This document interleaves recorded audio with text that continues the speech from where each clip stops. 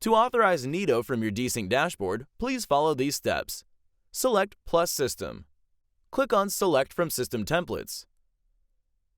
From the drop-down list, select Neto. Select Add this system. Please help to visit your Neto dashboard to obtain the details. Copy and paste your Neto URL into the DSYNC settings.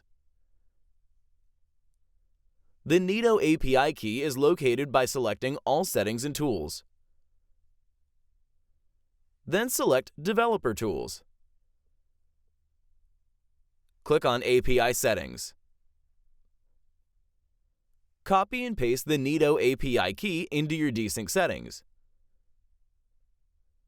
Then proceed to select Save. This will add Neto to your DSYNC dashboard.